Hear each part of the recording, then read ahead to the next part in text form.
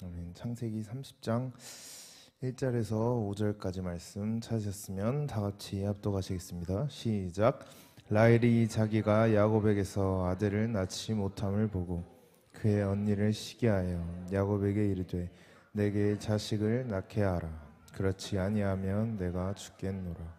야곱이 라헬에게 성을 내어 이르되 그대를 임신하지 못하게 하시는 이는 하나님이시니 내가 하나님을 대신하겠느냐. 라헬이 이르되 내 여종 비라에게로 들어가라. 그가 아들을 낳아 내 무릎에 두리니 그러면 나도 그로 말미암아 자식을 얻겠노라 하고 그의 시녀 비라를 남편에게 아내로 주매 야곱이 그에게로 들어갔더니 비라가 임신하여 야곱에게 아들을 낳은지라. 아멘. 아멘. 오늘 하나님의 말씀 이어서 하나님의 형상 회복의 말씀으로 상고를 하겠습니다. 제가 계속해서 상고해온 하나님의 형상, 이 삼위일체 하나님의 형상을 우리는 다 회복해야 할 줄로 믿습니다. 아멘. 그래서 아브라함을 통해 하나님께서는 하나님의 종 아브라함을 부르셔서 어떤 하나님의 형상을 회복시키셨죠? 성부 하나님의 형상을 아브라함을 통해 우리가 회복할 수 있다라는 것입니다. 다음에 누구를 부르셨습니까? 이삭을 통해. 이삭은 누구예요? 성자 예수 그리스도를 이삭은 표현하고 있다라는 것입니다. 그 다음 누굽니까? 야곱은 오늘 읽은 야곱은 성령 하나님을 예표하고 있는 인물이라는 거예요. 그래서 하나님의 형상, 이 하나님의 형상을 인간이 창세기 1장에 인간이 창조되고 나서 선악과를 따먹음으로 인해 원래는 하나님의 형상이 우리 인간 속에 있었지만 선악과를 따먹고 타락한 인간 속에는 하나님의 형상이 아닌 누구의 형상이 생겼어요? 나의 형상이 누구예요? 마귀 사탄의 형상으로 자리를 잡았다라는 것입니다. 나의 형상, 사탄의 형상을 가지고는 하나님을 섬길 수가 있다 없다라는 거예요. 없다. 그렇기 때문에 하나님께서는 아브라함을 부르셨을 때도 성부 하나님의 형상을 회복하기 위해선 아브라함에게 본토 친척 아비를 다 뭐라고요? 다른 말로 버려야 한다라는 거예요. 아브라함의 하나님, 성부 하나님의 특징은 다 버려내고 세상과 내가 분리되는 그 역사가 성부 하나님의 형상에 나타나는 줄로 믿습니다. 그래서 우리는 세상의 모든 것들, 세상의 생각, 가치관, 세상의 습관, 교회를 다니기 전에 우리가 했던 정말 하나님과 반대되는 또 하나님이 좋아하시지 않는 그 모든 것들에 있어서 우리는 가지고서 교회를 다녀야 돼요? 버리고 다녀야 된다는. 물론 다 버린 상태로 다니는 사람이 많지는 않겠지만 그래도 우리가 교회를 다니는 이유가 뭐예요? 다니면서 또 예배를 드리면서 교회에서 은혜를 받으면서 또 말씀을 들으면서 점점 더 내가 갖고 있던 세상의 것들을 하나씩 버려 나간다라는 것입니다. 한 번에 다 버릴 수는 없죠. 인간이기 때문에. 그래도 아브라함도 한 번에 다 버렸어요? 못 버렸어요. 롯도 끝까지 데려가고 자기 하갈 여종도 끝까지 데려가고 이스마엘도 태어났는데 끝까지 데려가려 하다가 결국 하나님께서 그것들 다 어떻게 해요? 버리라는 거예요. 다 버리고 하나님을 따르라는 것입니다. 그래서 우리 또한 한 번에 다 버릴 수는 없어도 결국은 하나님이 원하시고 하나님이 바라시는 거는 우리 속에 있는 세상의 가치관, 우리 속에 있는 세상의 습관, 세상의 그런 모습들을 하나님께서는 다 버려내기를 원하시는 줄로 믿습니다. 아멘. 그래서 그것을 다 버려냈을 때 하나님께서 아브라함에게 내가 너로 큰 민족을 이루고 또 아브라함의 이름을 복되게 하고 또 아브라함을 향해 축복권과 저주권까지 아브라함에게 주셨다라는 거예요. 이 모든 버림을 아브라함이 해냈을 때 비로소 아브라함의 이름으로 큰 민족을 이루시고 아브라함의 이름을 복되게 하시고 또 아브라함의 이름을 까는 사람은 뒤에서 아브라함을 저주하는 사람은 아브라함을 비난하는 사람은 아브라함이 모를지라도 누가 직접 손을 대세요? 하나님께서 손보신다라는 거. 하나님의 형상을 회복한 사람은 그 사람이 모를지라도 그 사람 뒤에서 무슨 말을 할지라도 그 사람이 몰라도 결국은 하나님께서 그 사람을 책임지신다라는 것입니다. 하나님의 형상이 회복된 사람에게 우리가 그 사람이 정말 잘 됐으면 좋겠고 그 사람을 위해 기도를 하고 정말 그 사람의 미래를 위해 정말 저분을 향해 축복 기도를 하고 저분을 위해서 간구한다면 제가 저번에도 말씀드렸던 것과 같이 하나님께서는 단지 그 하나님의 형상이 회복된 사람뿐만 아니라 그 기도한 사람까지도 그 사람을 기도해준 그 사람까지도 하나님께서는 축복해 주신다라는 것입니다. 그래서 우리는 남을 위해 기도할 때 그 사람을 위해 먼저 기도하면 그 복이 누구에게도 와요? 나에게도 오는 줄로 믿습니다. 그래서 우리는 남을 시기하면 안 되고 남을 질투해서도 안 되고 남을 비난하거나 남을 헐뜯게 된다면 나도 결국은 복을 받지 못하기 때문에 우리는 항상 남을 위하여 기도하고 남이 잘 되기를 바라고 또 서로가 서로를 위해 그렇게 서로 중보 기도를 하며 지내야 하는 저와 여러분이 되어야 할 줄로 믿습니다. 아멘. 그래서 하나님께서 아브라함에게 모든 버림을 통해서 성부 하나님께서 나타나셨다라는 거예요. 그 다음에 성자의 이삭을 통해서 이삭은 어디에서 들어누웠어요? 모리아산에 그냥 한번 묶이고 누웠더니 모리아산에 누웠더니 그 모습이 꼭 예수 그리스도가 어디에 못 박히신 것 같이 십자가에 못 박히신 것과 같이 아브라함 아버지가 그냥 갖다 눕혀버리고 이삭을 산 제물로 바치려 하니까 하나님께서 그때 비로소 아브라함의 믿음을 보시고 또 어떻게 보면 이삭의 순종을 보시고 그 모리아 산에서 아브라함과 이삭 아버지와 아들이 둘 다 하나님의 테스트에 하나님의 그 연단에 합격한 줄로 믿습니다. 아브라함이 이삭을 모리아산에 바칠 때 그때 비로소 하나님께서 그만 스톱 이삭을 죽이지 말고 이제서야 내가 아브라함 너가 나를 경외하는 줄 알았노라 라고 말씀을 어디서 했어요? 모리아산에서 다 버렸는데도 불구하고 최종 테스트는 어디서 겪은 거예요? 모리아산에서 하나님께서는 아브라함이 이삭을 바치려 할 때 독자 이삭을 바치려 할 때 그 믿음을 보시고 이제 비로소 네가 나를 경외하는 줄 알았노라 하면서 동시에 이삭 또한 아무 말 없이 순종으로 그냥 그 제단 위에 자신의 몸을 누운 이삭은 누웠다 일어나니까 그 위에 하는 모든 일이 이삭이 손대는 모든 부분이 이삭이 우물을 파면 생수가 터져나오고 샘물이 터져나오고 이삭이 손을 대는 것마다 100배의 역사가 일어나게 된 줄로 믿습니다. 아멘. 그래서 예수 그리스도도 또한 마찬가지로 겟세마네 동산에서 예수님의 뜻을 하나님 아버지께 바침으로 인해 나의 뜻대로 마옵시고 누구의 뜻대로? 아버지의 뜻대로 하옵소서 하는 순간 비로소 겟세마네가 예수님의 모리아산이 되었다라는 거예요. 그래서 저와 여러분들도 마찬가지로 우리가 신앙생활을 함에 있어서 하나님의 뜻이 저와 여러분들에게 음성으로 다가오든 주변의 사람들을 통해 다가오든 우리는 나의 뜻대로 하지 마옵시고 누구의 뜻대로? 아버지의 뜻대로 하겠습니다 라고 우리는 아멘하고 화답해야 한다라는 것입니다. 그렇게 됐을 때 이삭이 정말 100배의 축복을 받은 것과 같이 저와 여러분들의 인생에 있어도 순종함의 그 결과로 우리는 다 하나님께서 축복해 주시는 줄로 믿습니다. 아멘. 그리고 이제 저번 주부터 상고했던 이 야곱을 보면 처음에 원래는 형 에서의 축복인데 아버지 이삭이 눈이 멀어서 옆에 있는 엄마 리브가가 야곱을 꼬셔가지고 야곱을 설득해서 형의 에서의 축복을 야곱이 받고 달아났다라는 거예요. 그러니까 형 에서의 입장에서 야곱이 어떻게 보여요? 죽일 대상이죠. 죽일 대상. 이 시대 때 장자라는 게 첫 아들이라는 게 얼마나 큰 존재인데 지금도 큰 존재잖아요. 집의 장남, 집의 제일 큰 아들로서 그 얼마나 중요한 위치에 있는데 그 아들이 축복을 받고 집안을 또 이끌어 가야 할 텐데 지금 자기가 못 받고 누가 받은 거예요? 동생 야곱이 받고 그걸 또 튀어버렸어.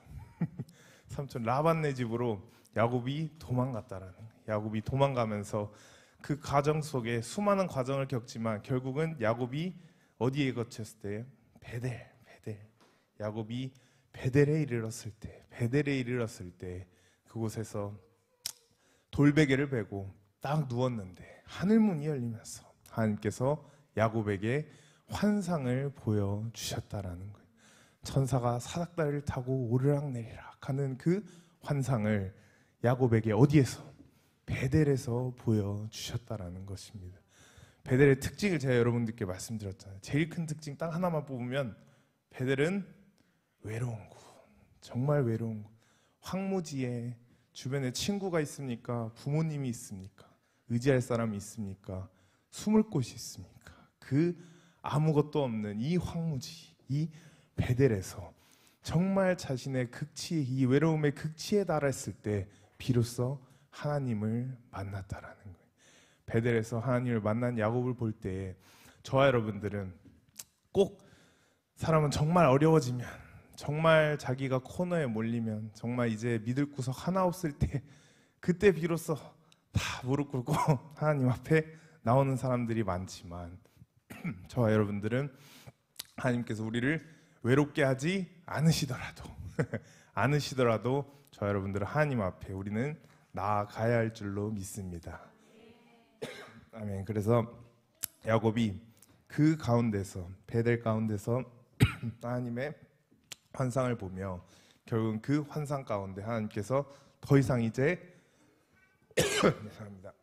아브라함의 하나님이 아니고 또 이삭의 하나님이 아니 누구의 하나님? 야곱의 하나님이 되어 주셨다라는 것입니다. 이 베델에서 야곱이 정말 이 신비한 체험을 하고 나서부터 야곱이 베델을 뭐라고 지었어요? 하나님의 집이잖아요. 베델이란 곳은 하나님의 집이기 때문에 여기에서 하나님과 이 신령한 체험을 하고 나서 삼촌 라반네 집에 갔는데 거기에서도 또 고생을 하잖아요. 제가 까먹지 않는 이름 라헬과 레아와 또 실바와 빌어먹어요. 실바와 빌하 이 네 명의 여자들을 통해 결국은 야곱이 처음 갔을 때 당연히 라헬이 눈에 너무 이쁘고 마음에 들었는데 결국은 삼촌 라반이 꾀를 써가지고 라헬을 주지 않고 누굴 줬어요? 레아를 먼저 준 거예요. 레아를 먼저 주고 나서 야곱이 낚인 거예요. 레아를 먼저 주고 나서 야곱이 아무것도 모르고 하룻밤 자고 나니까 이게 눈 떠보니까 라헬이 아니고 레아인 거예요. 속았어, 삼촌한테.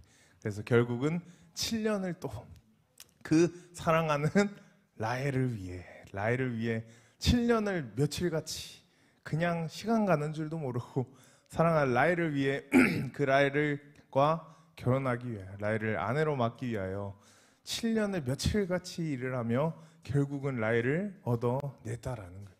이게 사랑의 힘입니다. 7년을 며칠같이 일하면서 메리 전사를 위해 7년을 일해라 그러면 저에게 그게 어떻게 느껴질지 모르겠는데 야곱의 사랑이 대단했던 것 같아요. 네, 라헬을 위해 7년을 며칠같이 여기면서 그 결국은 자기가 원했던 라헬마저도 다 얻어내고 또 그 이후에 6년을 또 막상 가려니까 손에 든 게 없잖아요. 여자는 지금 아내는 2명이나 생겼는데 집안을 꾸려야 되니까 또 6년을 삼촌의 양과 또 가축들을 치면서 거부가 되었다라는 거예요.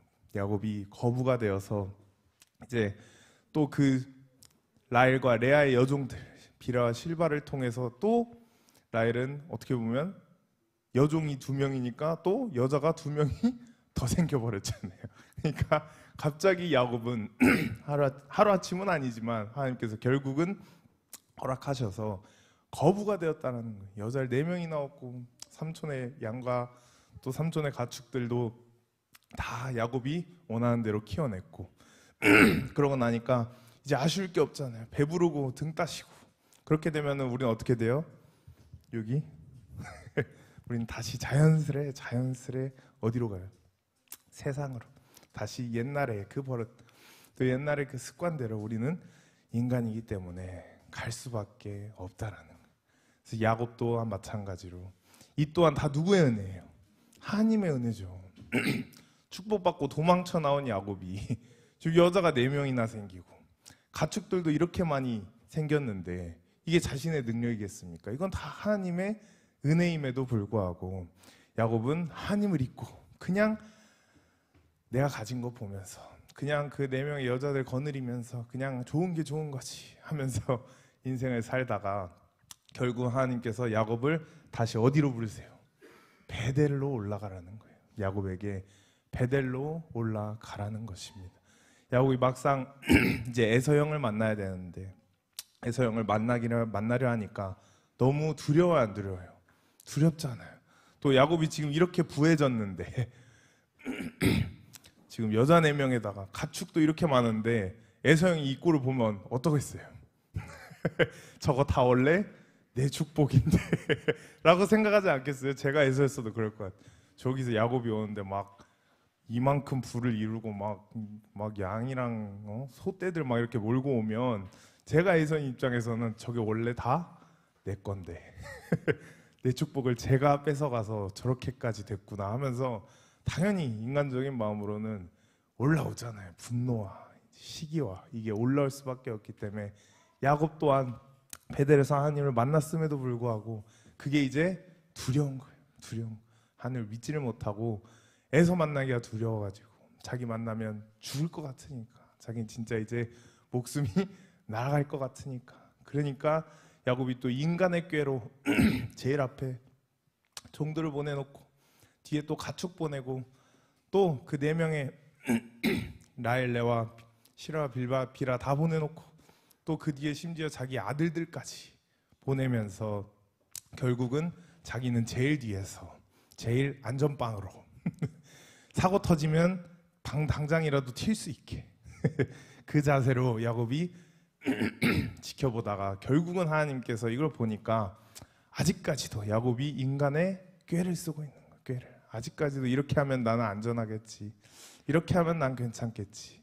이렇게 계속 꾀를 쓰고 있다 보니 결국은 하나님께서 야곱을 치셨다라는 거예요. 치셨다. 안 치고는 얘는 더 이상 못 버티겠구나. 안 치고는 더 이상 안 따라오겠구나. 하니까 결국은 야복강에서 무슨 일이 벌어집니까? 하나님의 사자와 천사와 밤새도록 씨름을 하다가 야곱이 어디를 한 대 쳐맞아요? 한도뼈를, 허벅지를 한 대 팍 맞고 나니까 그제서야 비로소 쓰러지고 또 하나님 앞에 굴복하게 되었다라는 것입니다. 그래서 그때 비로소 천사에게 한도뼈를 맞고 그때 비로소 하나님 앞에 쓰러지면서 하나님 앞에 자백을 하는 거예요. 그래서 그곳에서부터 야곱의 이름이 뭘로 바뀌어요? 이스라엘로 바뀌는 거예요. 이스라엘. 다른 말로 하면 베델에서 야곱은 이미 하나님을 체험을 했어. 이미 베델에서 하나님과 신령한 경험, 신령한 체험을 했다는. 다른 말로 베델에서 야곱은 성령을 받았어요.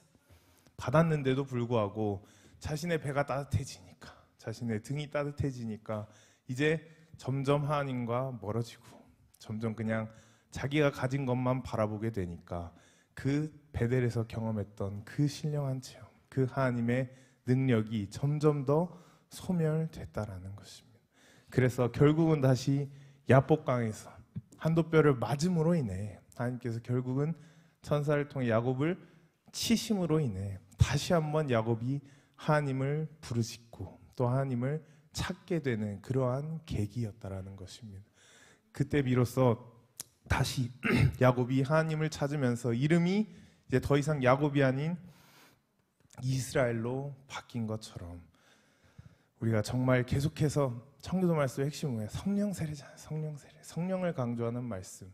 성령 또한 우리가 한 번 받고 이 베델 체험 한 번 했다고 우리가 끝나는 것이 아니고 한 번 하고 나서 그냥 정말 뜨겁게 체험했다. 막 눈물 콧물 다 흘렸다. 이제 됐다 하는 마인드로 우리가 그냥 남은 인생 좀 이렇게 편하게 살아가다 보면 결국은 그 성령의 체험했던 것, 또 그 성령의 역사 또한 점점 더 소멸되면서 야곱과 같이, 야곱이 삼촌 라반네 집에서 물론 부를 많이 이루었지만 결국은 하나님과의 관계가 멀어졌기 때문에 다시 한번 야복강, 그리고 다시 한번 베델을 통해 하나님과 더 가까워진 것처럼 저와 여러분들 또한 마찬가지로 성령을 한 번 받았다고, 우리가 정말 한 번 그 뜨거움을 느꼈다고 거기서 안주하고 거기서 끝나면 되는 것이 아니라 저 여러분들 항상 우리는 성령의 충만함을 우리는 유지해야 하는 줄로 믿습니다. 우리가 제가 저번에도 말씀드렸듯이 우리가 밥을 오늘 배 터지게 먹었다고 해서 오늘 저녁 배 터지게 먹었다고 해서 자고 나서 아침 점심 걸을 사람이 있어요, 없어요? 없잖아요. 아무리 그 전날 저녁을 많이 먹었더라도 자고 일어나면 어때요? 배고프잖아요. 배고프면 또 밥 찾아요, 안 찾아요? 찾잖아요. 그와 같이 우리 또한 성령을 그냥 강하게 체험했다 해서 이제는 한동안 성령에 대해서는 별로 관심 안 써도 되겠다가 아니고 우리는 항상 성령 충만함을 계속해서 받고 항상 성령세를 사모하여서 그 성령의 충만함을 우리는 유지를 해야 하는 줄로 믿습니다. 그렇게 됐을 때 비로소 하나님께서 오늘 읽은 본문 말씀 보면 그 5절까지 읽었지만 제가 길어서 일부러 5절에서 잘랐는데 그 뒤에 쭉 보면 이제 야곱의 12아들들이 나요. 12아들. 그래서 오늘은 하나님의 형상회복이고 소제목은 이름의 비밀이라는 소제목으로 오늘 읽은 본문 말씀을 보면 하나님께서 야곱을 통해 이제 12아들을 탄생을 시켰다라는 것입니다. 아브라함에게 내가 너로 큰 민족을 이룬다고 하셨는데 아브라함에게 주신 하나님의 자녀는 몇 명이에요? 한 명이에요. 그 이스마엘은 아브라함이 낳은 거고 하나님께서 주신 자녀는 한 명이에요. 누구예요? 이삭. 한 명 줘놓고 내가 너로 큰 민족을 이룬대. 이삭도 모리아산에 누워서 되는 것마다 100배의 축복은 받았지만 막상 이삭에게 주신 아들은 몇 명이에요? 2명이잖아요. 야곱과 에서. 이삭 또한 하나님께서 정말 축복의 말씀을 또 창세기 생육하고 번성하고 땅에 충만하라 이와 동일한 말씀을 축복의 말씀을 이삭에게 주셨는데도 불구하고 이삭의 아들이 몇 명이에요? 2명. 야곱과 에서. 이 2명 주시고 비록 야곱 때에 와서 하나님께서 이제는 여기서 1+1이었다면 여기서 한 명, 여기서 1+1이었다면 이제 야곱 때에 와서 비로소 하나님의 역사가 정말로 확대되고 또 나타나게 된 줄로 믿습니다. 그래서 야곱이 성령 하나님이라는 성령 하나님께서 저와 여러분들 마음속에 오시면 또 우리가 성령 충만함을 항상 유지한다면 저와 여러분들이 되는 모든 것마다 성령님께서는 그 부분을 확대시키시는 줄로 믿습니다. 기존에 1명이었던 거, 기존에 2명이었던 걸 확대를 해서 야곱 때 몇 명이에요? 12아들. 야곱 때는 12명까지 아들을 늘리게 되면서 결국은 그 12명을 기준으로 이스라엘 백성들이 다 가지치기 하고 지파별로 뿌리가 쳐진 것처럼 하나님께서 아브라함에 약속하셨던 이 큰 민족, 심지어 더 나아가서는 오늘날 지금 저와 여러분들이 신약시대에 살지만 그치만 예수 이름으로 구원받고 우리가 나중에 천국을 가면 다 우리를 당연히 하나님의 자녀지만 또 누구의 후손이라고 부를까요? 아브라함의 후손이라고 부르는 거예요.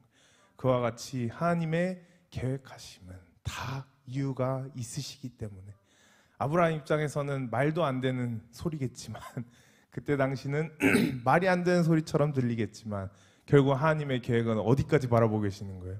새 예루살렘까지 앞으로 태어나서 또 천국에 올라갈 그 모든 영혼들을 다 누구의 후손으로 쳐주는 거예요?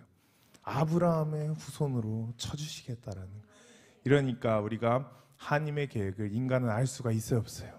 없어요. 없기 때문에 비록 내 눈에는 이게 무슨 하나님의 계획이냐라고 보일지라도 결국은 하나님께서는 그대로 이루어 가시고 또 그대로 끌고 가시는 줄로 믿습니다. 아멘. 그래서 야곱을 통해 12아들을 하나님께서 확대를 시키시는, 야곱을 통해 이스라엘 백성을 밀어내기 위하여 12아들을 통해 확대를 시키시는데, 이름의 비밀, 이름이 12아들이니까 이름이 몇 개겠어요? 12개죠. 사람 한 명당 이름이 하나니까 12아들이니까 12개의 이름이 이제 야곱의 밑에서 팍 나온다라는 거예요. 지금 저와 여러분들도 다 우리가 이름을 가지고 있잖아요. 사람마다 주민등록증처럼 다 우리가 이름을 가지고 있는데, 저와 여러분들의 이름은 누가 지어주신 거예요? 부모님이 지어주시잖아요. 태어나기 전에 뭐 태명부터 시작해서 태어나고 나서 이제 이름 지어주는 데도 있고, 또 막 한동안 태명으로 부르는 곳도 있는 것 같고, 이와 같이 다 부모님을 통해 저와 여러분들이 이름을 받게 되잖아요. 이름을. 근데 부모님께서 저와 여러분들에게 이름을 주실 때, 이름을 지어주실 때 대충 지으실까요? 심사숙고를 해서 지으실까요? 심사숙고해서 짓죠. 그만큼 이름이 가지고 있는 그 뜻과 의미가 작아요, 커요? 크기 때문에. 이름이 가지고 있는 의미와 뜻이 너무나도 크기 때문에. 또 뭐 미신적이긴 하지만 이름대로 된다라고 믿는 사람들도 많잖아요. 그와 같이 누가 이름을 대충 짓겠습니까? 다 생각하고 다 미래를 내다보고, 정말 이런 사람이 또 이런 뜻을 가지는 사람으로 크고 또 나중에 자랐으면 좋겠다 하는 마음으로 보통 이름을 짓잖아요. 그래서 보통 기독교인들은 성경에 나온 인물들로 이름 지을 때도 많고, 저 또한 그렇게 이름을 받았고, 요셉이 또한 그렇게 이름을 받았고 요셉이 또한 한 6개월 차였나, 한 7개월, 임신 한 7개월 차였나, 그때 사택 가셨을 때 목사님께서 방에서 나오셔가지고 그때 이름을 주셨어요. 그때 이름을 주셔가지고 그때 기도해 보니까 요셉이가 좋겠다. 근데 그때 마침 메리 전도사도 아들은 나오면 이름을 요셉이라고 하고 싶었던 찰나인데 목사님께서 요셉이면 좋겠다 해가지고 그때부터 이제 요셉 이름이 확정이 됐습니다. 그래서 여러분들도 마찬가지로 다 여러분들 부모님께서 여러분들에게 지어주신 그 이름이 다 뜻이 있고 다 의미가 있는 것처럼 하나님 또한 마찬가지라는 거예요. 정광훈 목사님도 저희 설교 간증 보시면은 어렸을 때 이름이 거의 막 2개, 3개 달고 다니시면서 저희 할아버지가 그 정도로 좀 무식하셔가지고, 글도 모르시고 그냥 농사꾼이셔가지고 아들인데도 아들 이름을 모르셨어요. 그 정도로 정말 어떻게 보면 무지한 할아버지, 목사님 입장에서 무지한 아버지 밑에서 크셨는데, 초등학교 들어갈 때까지 본인 이름이 뭔지 헷갈리는 정말 그런 상태로 들어가셨다가, 지금 목사님 이름이 전자, 광자, 훈자잖아요. 정광훈 목사님이신데, 그때 딱 들어갔는데, 들어갈 때는 처음에는 어릴 때 전칠성으로 북두칠성의 이름을 따서, 할머니가 무당이었어요. 완전 무당에다가 맨날 아들 달라고 하늘을 향해 비르셔가지고 아들이 생기니까 북두칠성에 바친다 해가지고 전칠성이셨어요. 이름이 전칠성이시다가 초등학교를 들어가니까 호적을 떼와야 되는데, 호적을 떼니까 목사님 그때까지 전칠성으로 알고 계시는 거죠. 그래서 이름이 뭐냐 해서 전칠성이라는데 호적에 전칠성이 없는 거죠. 없어가지고 할아버지, 목사님 입장에서 아버지 데려와라, 아버지 데려가셨는데 할아버지도 몰라요. 아들의 이름을 모르세요. 아들 이름 모르셔가지고 아들 이름 하나 지어오라고 그래가지고 동네에 가셨는데, 지나가는 그 면석이, 그 이름 지어주시는 그런 분들, 요즘 말로 하면 저기 막 요즘도 이름 지어주는 데들 있잖아요. 장명소라 그러나요? 그거 막 가면은 있는 곳, 그런 곳처럼 지나가는 면석이가 그때 비로소 정광훈 목사님의 이름을 그러면 전광훈으로 하자. 이게 아들 이름이다 해서 그때부터 전광훈이 된 겁니다. 너무 이렇게 들으면 정말 이게 말이 되지도 않는 일이잖아요, 솔직히. 어릴 때 이름이 2번, 3번씩 바뀌면서 이런 인생을 살아왔는데, 그때부터 정광훈이 됐는데, 그 지나가던 그 면석이가 그냥 지어준 이름을 지금까지 쓰고 계시는데, 결국은 이거를 한자로 딱 풀이를 해보면 저는 저랑 똑같이 온전할 전이에요. 온전할 전인데, 광이 빛광자, 그리고 훈이 뭐예요? 향내날 훈. 온전히 빛나고 또 뭐예요? 향내 나는, 향기로운 그러한 이름을 완전 면석이가 지어준 거예요. 목사님의 이름을. 정말 이 말씀을 들을 때마다, 이 간증을 들을 때마다 생각나는 건, 야, 하나님 참 재밌으시다. 참 이 세상의 모든 일은 우연히 있을 수 없어요. 없는 거예요. 지나가 면석이어 지은 이름인데 나중에 알고 보니까 이름이 너무나도 좋은 거죠. 면석이어 지은 이름인데 이름이 너무나 좋아. 심지어 영적인 의미까지 어떻게 보면 부여할 수도 있을 만큼 빛광의 향기로운 제사처럼 영적인 의미까지도 부여할 수 있을 만큼 그냥 면석이어 지은 이름인데 이렇게도 좋은 이름이 태어났다라는 거예요. 그래서 모든 이름이든 모든 세상 사람의 모든 일이든 간에 다 우연은 없는 줄로 믿습니다. 하나님께서는 우리 눈에는 우연으로 보이지만 이 또한 다 하나님의 계획 안에 들어가 있는 줄로 믿습니다. 그래서 목사님도 그러하고 저도 그러하고 요셉이도 그러하고 또 여기 계신 수많은 분들도 다 자기 이름대로 살라고 부모님께서 그렇게 지어주셨다라는 거예요. 그래서 야곱의 아들 12아들들도 보면 첫째 아들이 누구죠? 야곱의 첫째 아들 르우벤이죠. 르우벤. 이거 신대원 공부할 때도 이거 외우느라고 그래서 아직도 안 까먹어요. 한번 빡세게 외워놓으니까 까먹질 않습니다. 그때는 막 질문이 이렇게 나와요. 그 라엘, 레아, 실바, 비라 나오잖아요. 그러면은 아들 이거 크로스 매칭 하라고 이렇게 나오거든요. 근데 처음에 그거 봤는데 머리가 막 뭐야 이게 누가 누굴 낳은 거야 라고 막 돌았는데 네. 그래서 야곱은 첫째 아들이 누구예요? 르우벤의 이름의 뜻을 보니까 결국은 모든 괴로움을 하나님께서 돌봐주셨다라는 거예요. 모든 괴로움을 돌봐주셨다. 그게 르우벤의 이름의 비밀이라는 것입니다. 그래서 저와 여러분들도 마찬가지로 우리는 살면서 정말 우리가 괴로울 때, 정말 우리가 혼자라고 느껴질 때, 우리가 이 베델 가운데 있을 때, 정말 아무도 의지할 수 없는 그런 상태일 때에도 하나님께서는 저와 여러분들의 이 괴로움을 가만히 두지 않으시고 외로움을 가만히 보고만 계시지 않으시고 저와 여러분들을 찾아와 주시는 줄로 믿습니다. 아멘. 그래서 우리가 살면서 아무리 괴로움을 느끼더라도 혼자가 아니라는 거, 항상 우리는 누구와 함께 있어야 돼요? 하나님과 함께 동행해야 하는 줄로 믿습니다. 그래서 르우벤이고 두 번째는 누굽니까? 두 번째로 시므온이에요.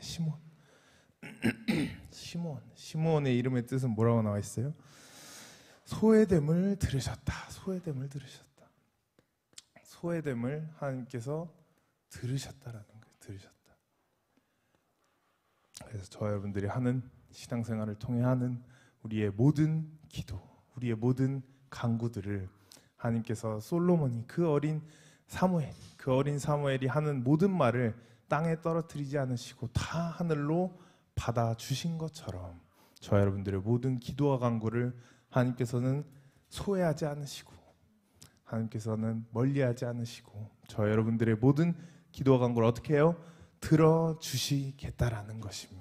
아멘. 그래서 우리는 하나님 앞에 기도를 하고 간구해야 하는 줄로 믿습니다. 아멘.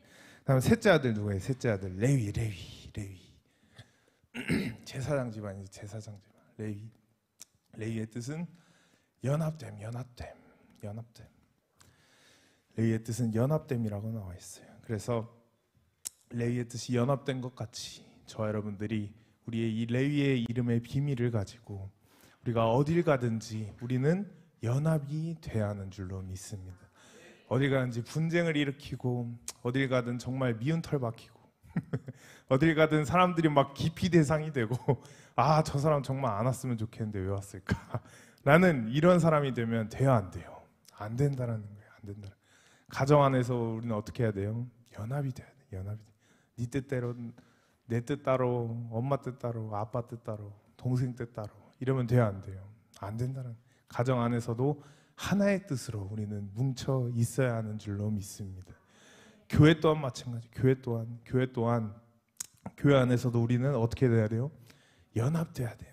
연합된 모습을 보이고 교회 안에서도 목사님을 중심으로 하나의 뜻으로 우리는 연합이 되어 있어야지만이 그래야만이 교회에서도 분쟁이 안 생기고 다른 이상한 잡소리가 안 나오고 싸움이 안 일어나고 뭐든지 우리는 교회 안에서도 연합돼야 하는 줄로 믿습니다.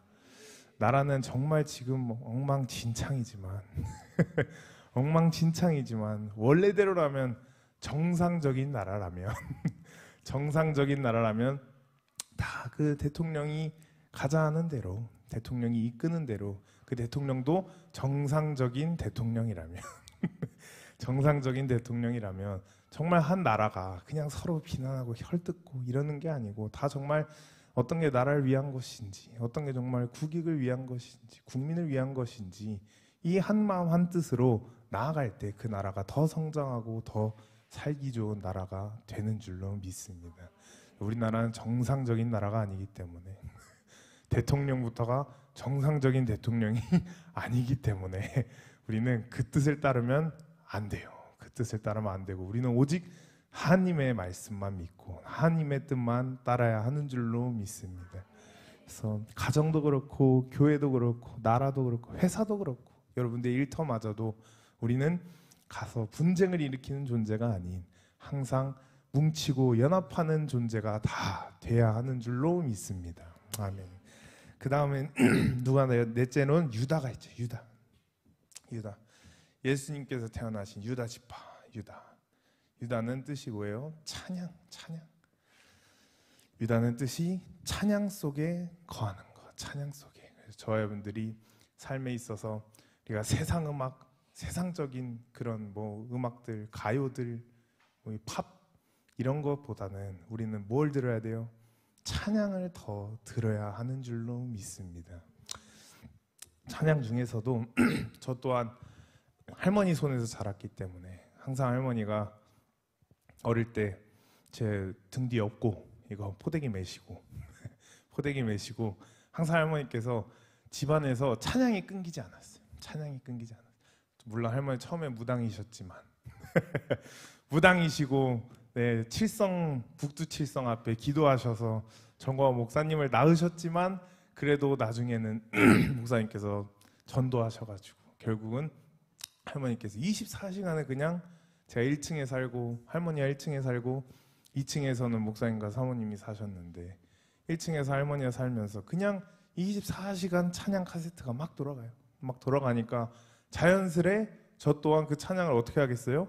알게 되고 나도 따라 부르고 그래서 제가 비록 나이가 그렇게 많거나 어리지는 않지만 그래도 막 목사님들이나 혹은 막 권사님들 찬양 부르실 때 제가 그래도 웬만한 건 다 따라 불러요. 네, 아무리 좀 오래된 찬양이라 할지라도 제가 원래 제 나이 때면 솔직히 모를 찬양들이 더 많을 텐데 감사하게도 저는 다 따라 부릅니다. 네, 다 따라 부르고 그냥 최근에 안 불렀어도 그냥 이게 머릿속에 있는 거예요. 그냥 몸속에 있어서 그냥 몇 절 하다 보면 또 따라 부르고 있고 그래서 생각해 보면 생각보다 내가 왜 이렇게 많이 찬양을 왜 이렇게 많이 알지? 라고 생각을 해보면 결국은 할머니 때 할머니가 이렇게 나를 업고 키우면서 그냥 24시간 찬양을 돌려놓으니까 어릴 때부터 그냥 그게 자연스레 몸에 배워가지고 그냥 습득이 돼버린 거예요. 그래서 여러분들도 마찬가지로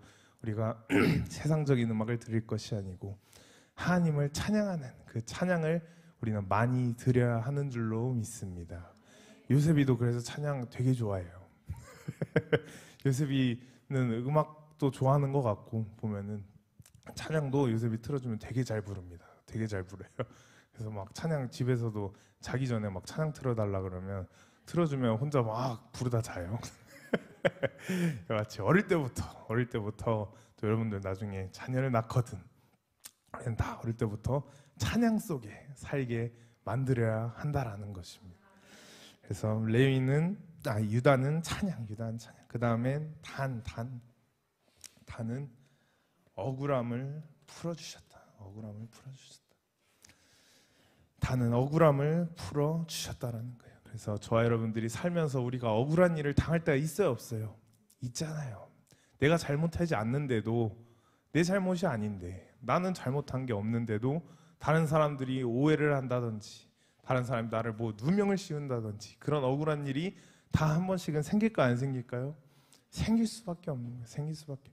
지금 제가 봤을 때 제일 억울한 건 정광훈 목사님. 정말 뭘 잘못했다고. 어제 여러분들 뉴스 보셨습니까? 저도 아침부터 전화 받고 압수수색이 또 들어왔어요. 또 저희 누나 집으로. 네, 단지 그냥 저 광화문 몰부터 해서 이런 사업체 맡고 있다는 이유로, 그리고 지금 감옥에 들어가 있는, 구치소 들어가 있는 그분들과 전화 기록 남아 있다는 이유로 압수수색이 들어왔어요. 말이 됩니까? 전화했다고 압수수색이 들어오면 이건 이제 그냥, 이건 완전 독재죠, 이건. 너 전화했네, 압수수색. 이게 말이 안 되는데도 그냥 막 치고 들어오는 거예요. 억울해, 안 억울해요? 억울하죠. 뭘 잘못했다고. 한 게 없는데 그냥 뭐라도 나올 때까지 털어보겠다. 진짜 이런 마음가짐으로 막 들어오니까 잘못한 건 없는데도 너무 피곤하고 너무 스트레스고, 정말 이 머리가 복잡합니다. 진짜 왜 저럴까? 언제까지 이걸 겪어야 되나? 이런 생각이 정말 들면서, 여러분들도 마찬가지로 압수수색은 안 당할지라도 압수수색을 당하진 않더라도 다 우리는 살면서 인간관계 속에 내 잘못이 아닌데 괜히 나를 저렇게 생각하고 오해하고 또 억울한 일이, 우리는 다 인간이기 때문에 있기 마련이라는 거예요. 하지만 그럴 때 우리가 막 그 사람을 찾아가서 따지고 왜 날 이렇게 생각하냐 막 앞에서 화내고 될 게 아니고, 결국은 우리는 하나님 앞에 그 억울함을 토해내고 하나님 앞에 기도한다면 하나님께서 그 억울함마저도 다 풀어주시는 줄로 믿습니다. 아브라함에게 축복권과 저주권 주셨잖아요. 이와 같이 정말 저와 여러분들이 정말 억울하고 정말 다른 사람이 심지어 여러분들 비난한다 해도 하나님의 형상만 회복돼 있다라고 한다면 더 이상 이거는 내 일이 아닌 하나님께서 모든 걸 다 담당해 주시고 처리해 주시겠다라는 거예요. 그래서 억울함 또한 하나님께서 다 들어주신다라는 것입니다. 그 다음에 누가 있어요? 납달리는 경쟁에서 이김, 경쟁에서 이겼다라는 뜻을 가지고 있다는, 납달리 경쟁에서 이겼다. 저 여러분들이 살면서 우리는 결국은 다 경쟁을 할 수밖에 없는 구조에서 살잖아요. 이렇게 들으면 공산주의가 참 좋아 보이죠. 모두가 다 평등한 세상, 모두가 다 똑같이 나눠갖고 똑같이 사는 세상, 너무나도 좋아 보이죠. 하지만 그게 가능해요, 불가능해요? 불가능해요. 어떻게 모두가 다 평등합니까? 무조건 한 사람이든 10사람이든 그 윗사람들은 다 배부르고 부패하고 타락할 수밖에 없기 때문에 절대로 공산주의는 된다, 안 된다? 안 된다라는 거예요. 안 된다. 그렇기 때문에 우리는 이 선의의 경쟁을 항상 할 수밖에 없는 존재들이라는, 성경 또한 그렇게 말하고 있어요. 이 세상에 살아가면서 우리가 신앙생활을 하면서 다 똑같이 신앙생활을 하고 다 그냥 똑같이 주여 부르고 천국 가서 구원받고 천국 가면 상급도 다 똑같아야 되는데, 성경은 그렇지 않다라는 거예요. 우리가 부활의 종류에도 몇 가지가 있어요. 해의 부활, 달의 부활. 별과 별의 부활이 같아야 달라요. 다르기 때문에 분명히 하늘나라에는 정확하게 저와 여러분들이 이 세상에 살아가면서 어떻게 생활을 했는지, 어떻게 예수 그리스도를 위하여 살아왔는지에 대한 보상이 철저하기 때문에 우리는 이 땅에서도 마찬가지고 신앙생활도 다 우리는 경쟁해서 그렇다고 막 남을 뭐 시기 질투하거나 남을 때려서 경쟁하라는 것은 아니지만 선의의 경쟁, 더 나은 부활을 위하여, 내가 지금 별의 부활이라면 달의 부활을 위하여, 달의 부활이라면 해의 부활을 위하여 우리는 경쟁하는 그런 마음을 가지고 있어야 된다라는 거예요. 그래서 우리가 삶에 있어서도 우리는 경쟁을 통해서 더 위로 올라가게 되고, 경쟁을 통해서 더 삶이 나아지게 되고, 이것은 하나님께서 뜻하신 거라는 거예요. 하나님께서, 성경도 그러하거니와 하나님께서 뜻하셨기 때문에 세상 사람과 하나님의 자녀, 기독교인이 있다면 경쟁을 했을 때 누가 이겨야 돼요? 하나님의 자녀가 이겨야 되는 거예요. 하나님의 자녀가. 근데 왜 세상 사람들이 짓밟히고 비교의식이 되고 비교 대상이 되고, 왜 세상 사람들에게 이렇게 욕먹는 위치까지 나와 있습니까? 기독교인들이, 하나님의 자녀들이 누구의 형상을 회복하지 못했어요? 하나님의 형상을 회복하지 못했기 때문에 세상 사람들과 붙었다 하면 깨지고 붙었다 하면 욕먹고 교회 다니는 인간이 왜 그 모양이냐라는 이러한 어떻게 보면 비난의 소리를 들어가며 살 수밖에 없다라는, 우리가 그 소리를 듣지 않기 위해서라도 우리는 하나님의 형상을 회복하여서 우리는 모든 경쟁에서 붙었다 하면 어떻게 해요? 이겨야 하는 줄로 믿습니다. 아멘. 우리는 이겨야 되는 거예요. 이겨야. 그 다음에 갓은 행복이라고 했어요. 갓은 행복이라고 나와 있습니다. 저와 여러분들이 삶을 살아감에 있어서 행복할 일이 꼭 없다고 할지라도 우리는 하나님 한 분만 보며 우리는 그 행복을 느껴야 한다라는 거예요. 우리가 비록 인간적으로 행복한 일이 꼭 없더라도 우리는 말씀을 묵상하며 또 예배를 드리면서라도 우리는 삶이 행복해져야 할 줄로 믿습니다. 슬프게 낙심되게 그렇게 머리 위에 먹구름 뜬 것 같이 그렇게 세상을 살면 돼야 안 돼요. 안 되는 거야. 안 되는. 누가 봐도 저 사람 시무룩해 보인다. 저 사람 항상 어두워 보인다. 그런 그 모습을 보이면 안 되고, 우리는 항상 누가 봐도 저 사람 정말 행복해 보인다. 저 사람 정말 기분 좋아 보인다. 이러한 느낌을 우리는 줘야 한다라는 것입니다. 아멘. 그래서 다음에 아셀이 있어. 아셀의 뜻은 기쁨. 여기 이 기쁨 2명 있죠? 오늘 기뻐요? 어때요? 기분이 어때요? 기뻐요? 좋습니다. 기쁨 어때요? 기쁨이 기뻐요? 좋습니다. 아셀, 기뻐야 된다. 기뻐요. 행복과 마찬가지로 우리는 항상 기뻐야 하는 줄로 믿습니다. 찬양에도 나와있죠. 나는 기뻐요, 정말 기뻐요. 주 예수 사랑 기쁨 내 맘에. 그와 같이 우리는 정말 주일학교 학생들 보면, 요셉이 보면 항상 기뻐요. 보면 요셉이 보면서도 참 그런저런 생각할 때가 많습니다. 별로 그렇게 좋아할 일이 아닌데 엄청 좋아해요.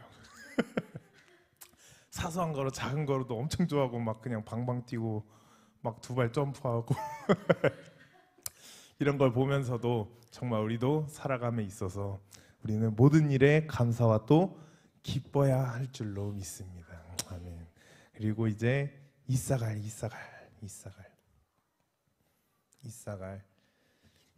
뜻은 뭐라고 나와 있습니까? 하늘의 보상. 이사갈은 보상. 아까 말한 것과 같이 하나님께서 당연히 저와 여러분들이 하는 모든 신앙생활, 모든 예배, 헌금, 찬양, 기도, 이 모든 것은 다 그냥 거둬주는 것이 아니고 우리가 하늘나라 갔을 때에 모든 것을 하나님께서 보상해 주시는 줄로 믿습니다. 그렇지 않으면 교회 매일 나올 필요가 뭐가 있어요. 그냥 주일 예배도 한 달에 한 번씩 나오고 뭐 어차피 보상 없을 거 그냥 다 천국 가면 가는 거지 뭐. 보상이 따로 없고 사람들마다 다 만약에 똑같은 그 등급으로 간다면 뭐 교회도 한 달에 한 번 나오면 되고 그냥 심심할 때 한 번씩 나오면 되고 그렇지만 결국은 성경 말씀대로 다 우리가 한 모든 일마다 그 작은 것마다도 예수님께서도 냉수 한 그릇도 잊으시지 않은 것처럼 우리가 하는 모든 작은 일마다도 다 하나님께서는 기억하시고 우리가 하늘나라 갔을 때 보상해 주신다라는 거예요.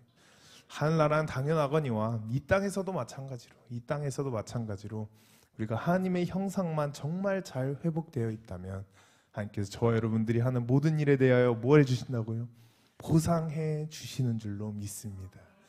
이삭과 같이 손을 대는 것마다 그냥 하나님의 보상이 저와 여러분들에게 임하게 될 줄로 믿습니다. 아멘. 그리고 이제 스불론 이거는 동거라고 나와 있는데 결국은 뜻은 여기 어디 있어요? 이거 바로 옆에 있네요. 뜻은 결국은 똑같이 연합, 거의 비슷하게 스불론과 레위 다 똑같이 연합. 우리는 다 어딜 가든 연합이 돼야 하는 거고 더 나아가 영적으로는 우리는 누구와의 연합?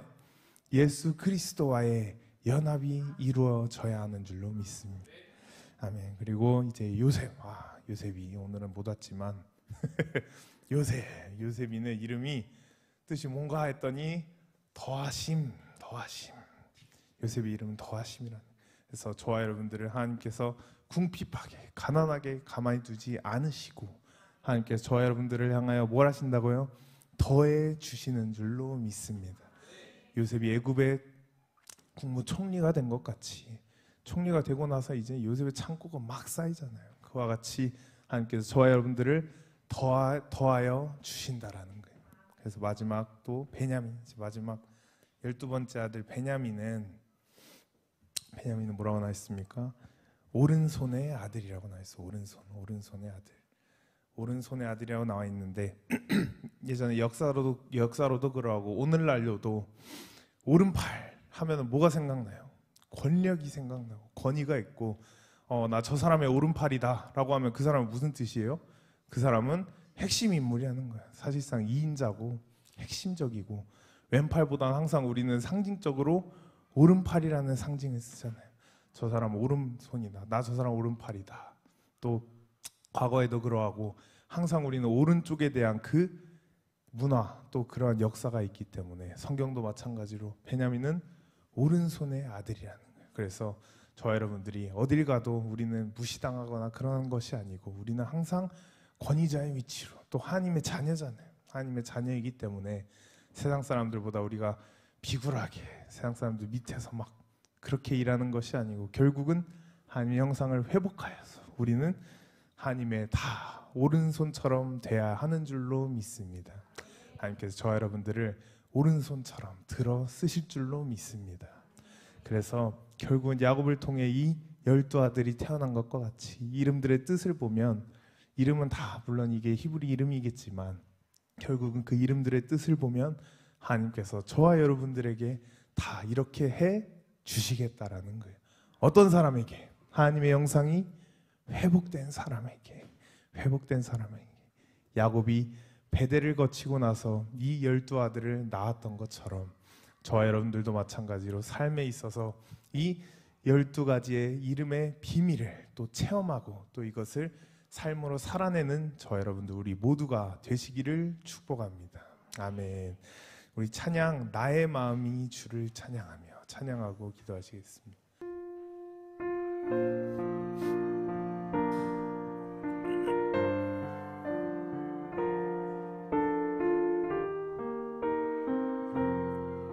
나의 마음이 주를 찬양하며 나의 마음이 주를 찬양하며 주 이름 노래하네. 그토록 아름다운 주님을 노래하네.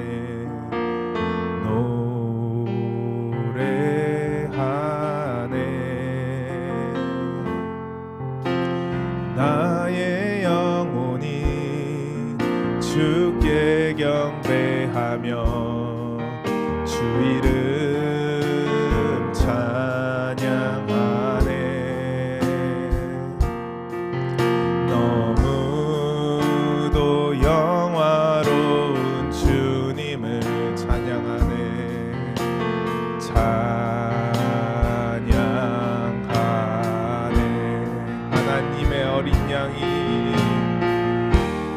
하나님의 어린 양이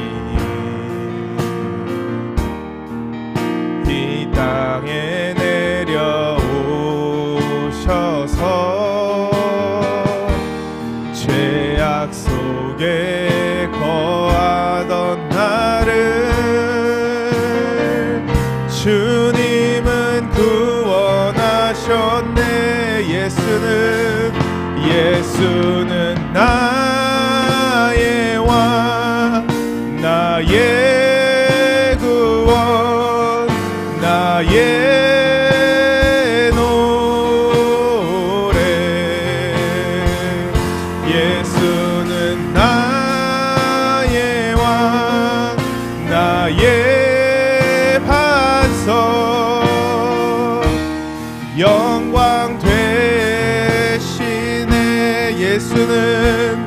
예수는 나의 왕, 나의 구원, 나의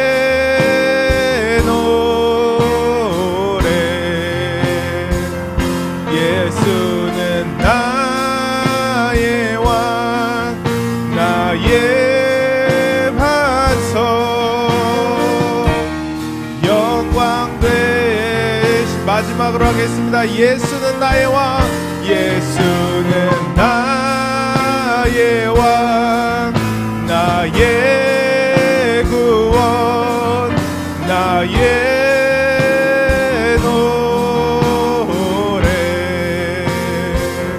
예수는 나의 왕, 나의 반석, 영광 되시네. 아멘. 이 시간 우리가 말씀을 들은 것을 생각하면서 우리 속에 온전한 하나님의 형상이 회복되어야 하는 줄로 믿습니다. 성부 하나님의 형상, 성자 예수님의 형상, 또 성령 하나님의 그 확대의 형상이 저 여러분들 속에 이 시간 이루어질 수 있도록 다 같이 주여 삼창하시면서 기도하시겠습니다. 주여